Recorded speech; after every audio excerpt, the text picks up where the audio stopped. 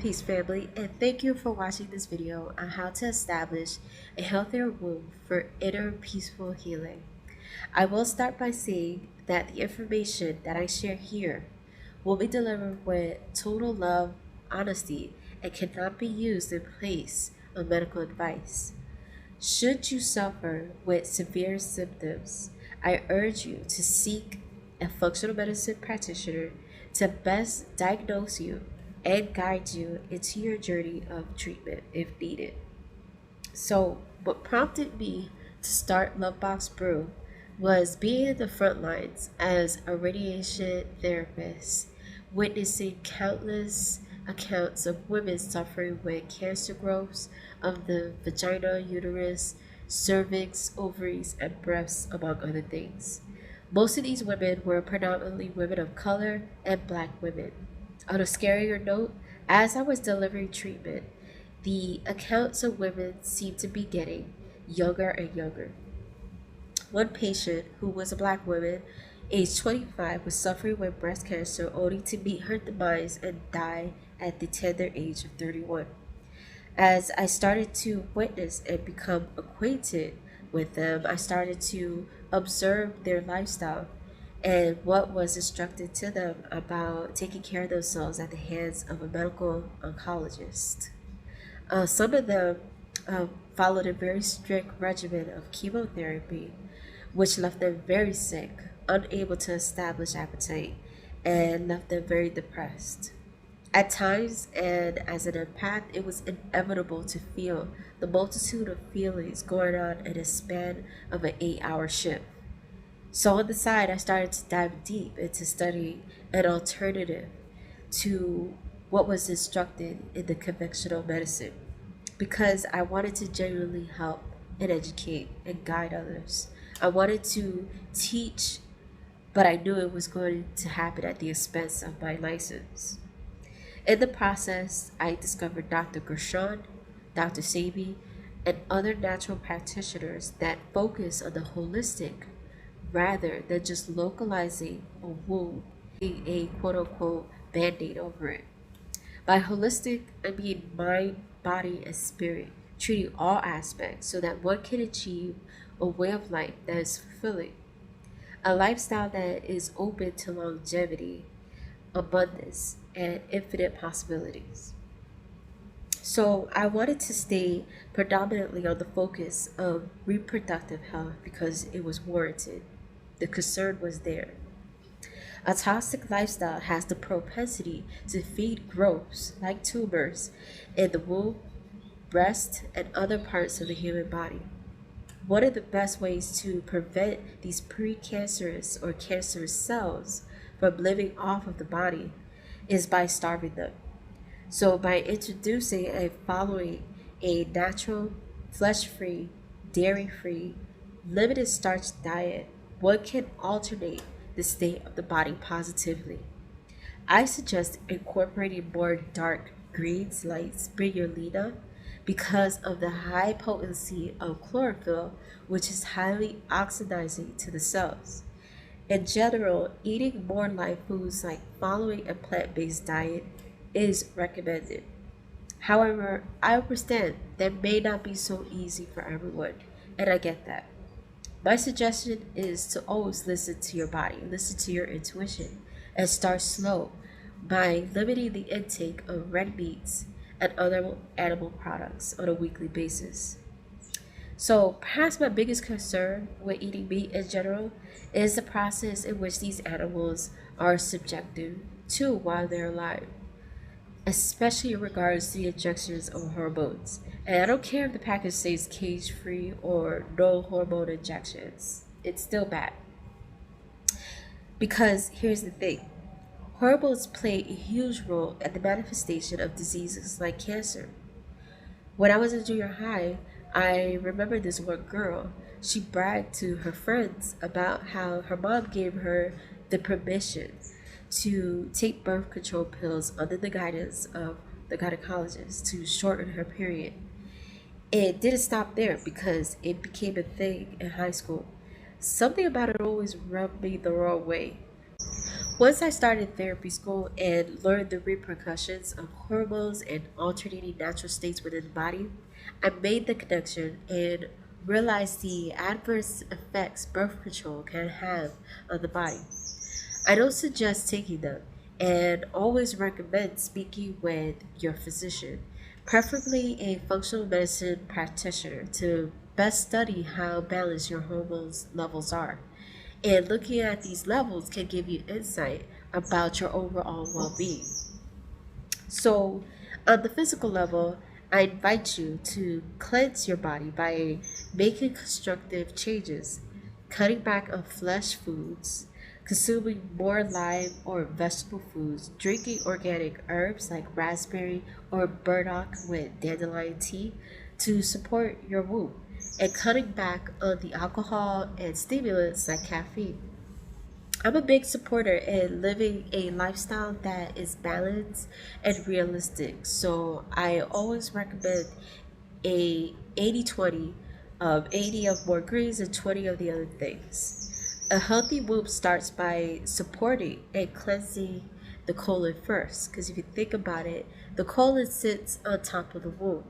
If the colon is heavy with impacted waste, it weighs down on the womb, making it weaker over time. So take care of yourself and address those concerns and what you feed your temple first. Because I can tell you yoni steaming herbs, yoni eggs, and yoni pearls all day. But if you don't take care of your body from the holistic approach, then your womb body suffers and it cannot transform to its fullest potential. So let's first discuss some common ailments of the womb. The first one is vaginitis. It's the inflammation of the vaginal caused by bacterial or yeast infections. If subjected, a woman experiences vaginal burning or itching and can have yellow or white foul-smelling discharge. It is also very common. In fact, yeast is all over our bodies, in our GI tracts, our mouths, and yes, in our vaginal area too. So a problem only occurs when the yeast grows out of control. Then it becomes a yeast infection. So yeast tends to grow when the blood sugar increases or when there is a change in the good bacterial levels, which is why I'm a little apprehensive about the constant use of the yoni pearls. Um, I think if it's not safely followed, you can exacerbate a problem with your vagina's natural homeostasis. Please be very careful. At best, they are great for cysts and small fibroid removals, especially if it's within the vaginal canal. But if you don't have any of those issues, don't feel so pressed to try it for the sake of using them or using it as an excuse for maintenance, because consider your diet and your hormone levels first. And I can't stress that enough. So here's why. Because if the estrogen levels increase in the body, yeast cells have an easier time growing and staying in the vaginal area. Estrogen levels increase in the body naturally during your hormonal cycle, and also when a woman is taking estrogen through birth control pills or hormone therapy. So again, this is why I object birth control pills. If you are receiving oral sex, be careful to inform and let your partner know to wash his or her mouth, because saliva can carry enzymes and food particles like carbs that can transfer your vaginal area, making it susceptible to yeast infections. So my recommendation is to work harder to avoid alcohol, simple sugars, and refined carbohydrates. Don't douche. Avoid unnecessary antibiotics and get a great probiotic to restore your natural flora. For a natural external relief of a yeast infection, if you're suffering with one right now, take a cotton ball, apply apple cider vinegars, especially the Bragg's formula, and apply it directly outside of the area. Let it dry for 15 minutes before rinsing off. It has to be done twice daily for the best results. The other ailment is bacterial vaginosis, which results from the overgrowth of a particular kind of vaginal bacteria. The prevalence is significantly higher in African American women and has been associated with genital cleansing or douching products. My sister wrote a great excerpt about the possible connection between bacterial vaginosis or BV and the consumption of foods with gluten. I'll leave a link below in the caption so that you can read that at your leisure.